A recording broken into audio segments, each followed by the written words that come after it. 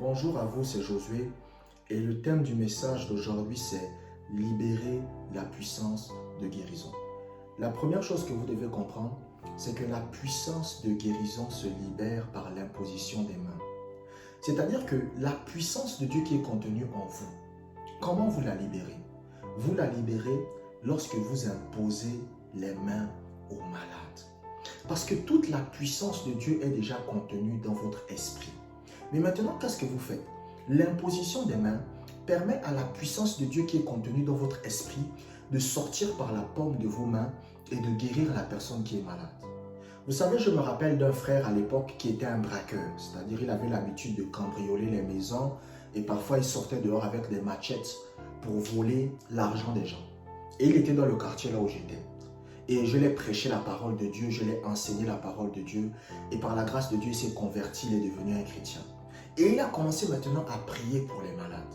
Et un jour, il m'a raconté, il m'a dit, Josué, j'aimerais te dire une chose. Je lui ai dit, qu'est-ce qu'il y a? Il m'a dit, quand je prie pour les malades, c'est comme si j'ai l'impression qu'il y a une force qui sortait de mes mains. Et je lui ai dit, effectivement, c'est la puissance de guérison qui est contenue en toi, qui sort par la paume de tes mains et qui guérit la personne qui est malade devant toi. C'est pour cela que parfois vous allez voir des personnes, quand ils imposent les mains aux malades, les malades tombent. Qu'est-ce qui fait en sorte que la personne tombe? C'est quoi? C'est la puissance de guérison contenue à l'intérieur de la personne qui sort par la paume des mains et qui entre dans le corps de la personne pour guérir la personne. Maintenant, il y a des gens qui sont hypersensibles. Vous savez, il y a des gens, quand vous priez pour eux, ils tombent. C'est pourquoi? C'est parce que c'est ce qu'on appelle l'hypersensibilité. Il y a des gens, vous allez prier pour eux aussi et ils ne tombent pas. Moi, par exemple, je suis quelqu'un, même si je me rappelle à l'époque, au début de ma conversion, il y avait des gens qui priaient pour moi et je ne tombais pas. Bon, après, maintenant, il y a des gens, ils prient pour toi, ils veulent te forcer à tomber. C'est-à-dire, ils te poussent la tête, ils voient bien que tu ne veux pas tomber, mais ils te poussent juste à ce que tu tombes. Quand tu tombes maintenant, c'est là qu'ils te laissent. Donc, parfois, il y avait des pasteurs, quand ils prient pour vous, tu fais semblant de tomber. Ben, tu sais que si tu ne fais pas semblant de tomber, là, il va faire que te pousser la tête juste pour que tu tombes. Donc, ça dépend de la sensibilité spirituelle de chacun. Il y a des gens, c'est facile pour eux de tomber. Mais il y a d'autres, ce n'est pas facile pour eux. Il y a d'autres, vous allez prier pour eux, même 100 fois, ils ne tomberont jamais. Mais cela n'empêche pas que la parole est efficace dans leur vie.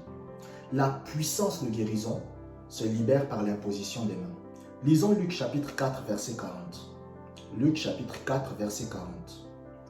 Après le coucher du soleil, tous ceux qui avaient des malades atteints de diverses maladies les lui amenèrent.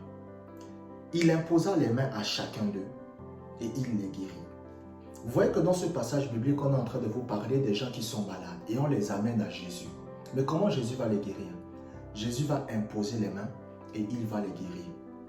Donc, l'imposition des mains, c'est le moyen par lequel la puissance de guérison sort de vous. Et je tiens à vous dire une chose ici. Et je sais que ce que je vais dire, c'est peut-être quelque chose qui va beaucoup vous choquer. Mais c'est vous qui guérissez les malades. Le Saint-Esprit vous a donné la capacité de guérir les malades. C'est-à-dire que quand vous imposez les mains à un malade, c'est la puissance qui est contenue en vous qui sort pour guérir les malades parce que c'est le Saint-Esprit qui vous a donné la capacité de guérir les malades. Mais si vous maintenant, vous n'agissez pas, si vous maintenant, vous refusez d'imposer les mains aux malades, le Saint-Esprit ne peut rien faire. C'est l'imposition des mains aux malades.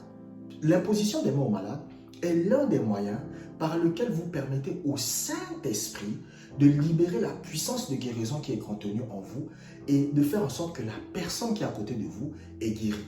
Il y a des chrétiens, vous ne voulez jamais imposer les mains aux malades. Mais je prends un exemple. Vous avez votre voisine qui est là. Votre voisine est malade. Vous voyez que votre voisine est en souffrance. Vous appelez votre voisine. Vous dites à votre voisine que vous êtes malade, vous aimeriez que je prie pour vous. Votre voisine vous dit oui. Et vous priez pour elle, vous l'imposez les mains. Vous savez, un jour, il y a un homme de Dieu. Il raconte qu'il avait sa voisine qui avait mal à la cheville. Et elle était là, elle était en train de marcher. Et il allait voir sa voisine. Il a dit à sa voisine que, écoutez madame, moi je suis un chrétien et je peux prier pour vous si vous voulez. Et la voisine lui a dit que oui, j'aimerais que vous priez pour moi. Ce matin même, j'ai prié le Seigneur de m'envoyer quelqu'un pour prier pour moi. Et quand il a imposé les mains à la dame, il a imposé les mains à la dame, il a prié, qu'est-ce qui s'est passé? La dame a été guérie.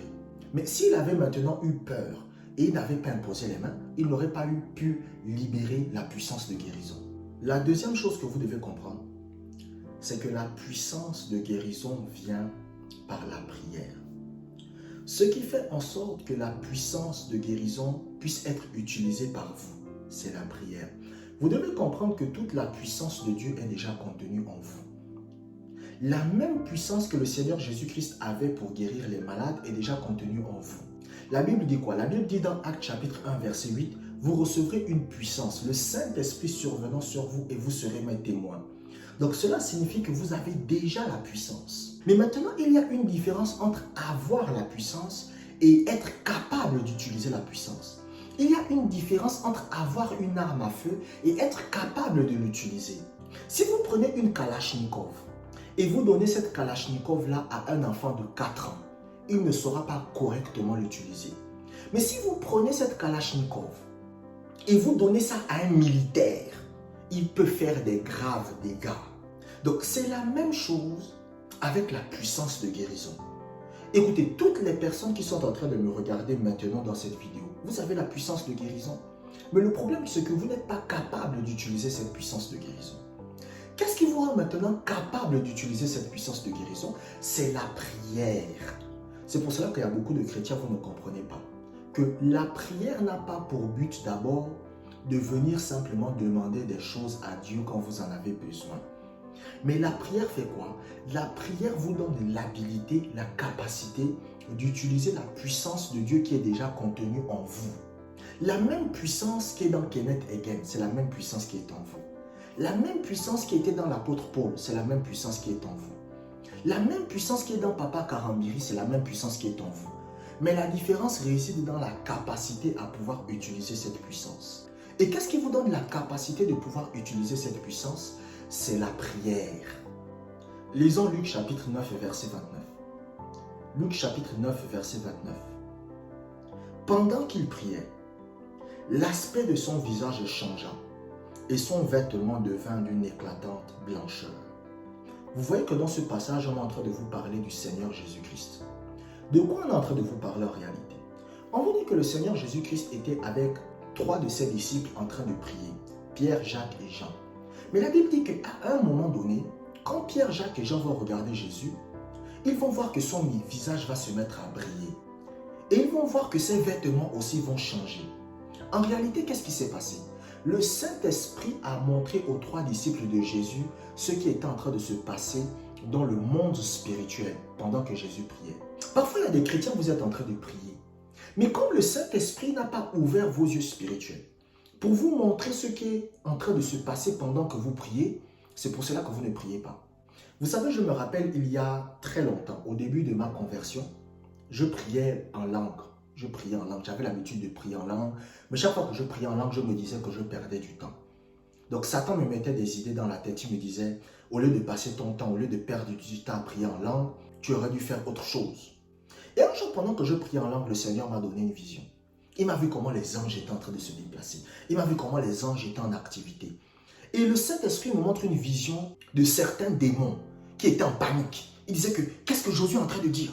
Mais il dit quoi? Il dit quoi? Et ils étaient en panique. Et après, le Saint-Esprit m'a dit, est-ce que tu as vu ce qui est en train de se passer quand tu es en train de prier en langue? Et depuis ce jour-là, je ne suis plus quelqu'un qui sous-estime la prière en langue.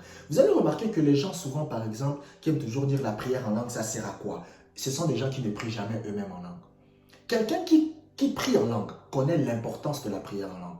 Quand vous voyez les gens qui aiment critiquer la prière en langue, ce sont des gens qui eux-mêmes ne prient pas en langue. Et ça, c'est le problème que nous avons dans l'Église aujourd'hui. Si vous êtes un chrétien, vous voyez des personnes qui prient en langue. Cherchez à pouvoir prier aussi en langue, mais ne critiquez pas. Donc la prière, c'est ce qui vous donne la capacité de pouvoir utiliser la puissance de Dieu qui est en vous. Par exemple, la prière en langue, la Bible dit, si je parle en langue, mon esprit est en prière. Donc la prière en langue fait quoi? La prière en langue vous donne la capacité d'utiliser la puissance de Dieu qui est déjà contenue en vous. Nous avons tous le même niveau de puissance. Tous les chrétiens ont le même niveau de puissance. Nous avons une puissance infinie. Mais maintenant, la capacité à pouvoir utiliser cette puissance dépend de notre vie de prière. Une personne qui prie 3 heures de temps par jour pourra plus utiliser la puissance de Dieu qu'une personne qui prie 1 heure par jour. Une personne qui prie 7 heures par jour pourra plus utiliser la puissance de Dieu qu'une personne qui prie 15 minutes par jour. La prière vous donne l'habilité d'utiliser la puissance de Dieu. La troisième chose que vous devez comprendre, c'est que le ministère de la guérison est pour tous les chrétiens. Le ministère de la guérison n'est pas réservé aux pasteurs. Le ministère de la guérison, ce n'est pas réservé aux prophètes, aux évangélistes, aux apôtres, de je ne sais pas quoi. Non. Le ministère de la guérison, c'est réservé à tous les chrétiens. Peu importe leur sexe, peu importe leur âge, peu importe leur niveau d'expérience, le ministère de la guérison divine, c'est pour tous les enfants de Dieu. Je vais vous révéler un secret ici. Par exemple, quand vous lisez la Bible, Philippe n'était pas un pasteur. C'est après qu'il est devenu un évangéliste. Mais au départ, Philippe, ce n'était pas un évangéliste.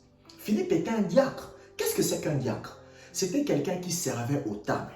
Vous avez vu quand vous êtes aux tables et que vous avez besoin de manger. Et vous dites, monsieur, est-ce que vous pouvez me servir? C'est ce que Philippe faisait. Philippe était chargé de servir à manger aux gens. Mais pourtant, lorsque vous regardez l'histoire de Philippe, lorsque Philippe est allé à Samarie, qu'est-ce qui s'est passé? Philippe a fait des miracles. Donc imaginez-vous que Philippe était descendu à Samarie et Philippe avait dit, ah, je ne suis pas un apôtre, je ne suis pas un prophète, je ne suis pas un évangéliste, je ne suis pas un pasteur, je ne suis pas un docteur. Il n'aurait pas pu avoir un ministère de guérison puissant. Parce que c'est après, c'est des années après qu'on vous dit que Philippe est devenu un évangéliste. Vous devez comprendre que lorsque le Seigneur vous appelle au ministère, il ne vous fait pas entrer directement dans votre appel. Il va d'abord vous former. Mais si maintenant vous vous refusez de vous former, les choses n'avanceront pas. Le ministère de la guérison divine, c'est pour tous les enfants de Dieu.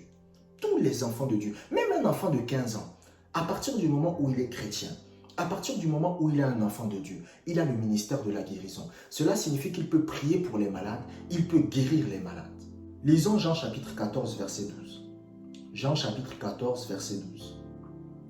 En vérité, je vous le dis, celui qui croit en moi fera aussi les œuvres que je fais, et il en fera de plus grandes, parce que je m'en vais au Père. Qu'est-ce que le Seigneur Jésus-Christ a dit? Le Seigneur Jésus-Christ a dit que celui qui croit en lui fera les œuvres qu'il a fait. Ça veut dire quoi? Ça veut dire que quelqu'un qui est né de nouveau, vous pouvez aussi guérir les malades. Parce que les œuvres que le Seigneur Jésus-Christ a faites, c'est quoi? C'est guérir les malades. Donc si le Seigneur Jésus-Christ a guéri les malades, comme vous êtes né de nouveau, vous avez donné votre vie à Jésus, vous avez cru en Jésus, vous avez aussi la capacité de guérir les malades. Un jour, il y a un frère qui m'a contacté. Il m'a dit, oui Josué, tu as dit dans l'une de tes vidéos que nous pouvons tous guérir les malades. Mais le problème, c'est que moi-même, je suis malade. Je lui ai dit, tu peux toi-même être malade et tu guéris les malades. Vous savez, un jour, j'écoutais l'histoire d'un homme de Dieu, d'un pasteur. Il raconte qu'il avait un ami à lui qui avait des douleurs intenses à la cheville. C'est-à-dire que même pour marcher, il avait besoin qu'on l'aide. Donc c'était un vieux monsieur, il avait des douleurs à la cheville parce qu'il était malade. Depuis l'âge peut-être de 30-40 ans. Donc il avait besoin même qu'on l'aide pour se déplacer. Mais pourtant il faisait des miracles. Donc quand il y avait des malades qui venaient devant lui, il priait pour les malades et ces malades étaient guéris. Donc ne dites pas, ah je suis malade, je ne peux pas guérir les malades. Non, non, non, non, non. Le ministère de la guérison divine, c'est pour tout le monde. Il y a des gens qui vont par exemple dire que les femmes ne peuvent pas guérir les malades. C'est faux. Même dans l'histoire de l'Église, vous avez des gens comme Aimé Simplet McPherson. Vous avez des gens comme Maria Woodworth Ether. Vous avez des gens comme Catherine Kuhlman.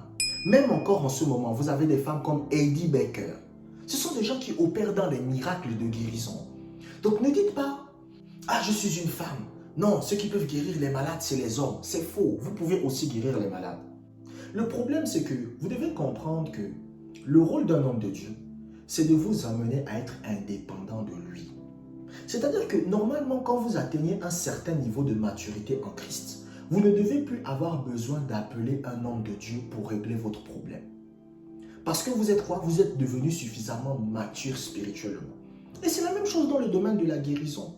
Vous devez atteindre un niveau spirituel où lorsque un membre de votre famille est malade, vous n'avez plus besoin d'appeler l'homme de Dieu pour guérir un membre de votre famille. Mais vous-même maintenant, vous pouvez utiliser la puissance de Dieu pour guérir le membre de votre famille qui est malade.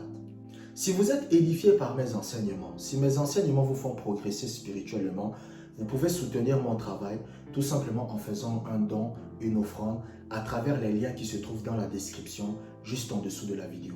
Si vous êtes aussi une personne, vous êtes malade, vous désirez que je prie pour vous, vous pouvez m'envoyer un message à travers mon numéro de téléphone qui se trouve aussi en dessous de cette vidéo dans la description. Merci d'avoir regardé cette vidéo jusqu'à la fin.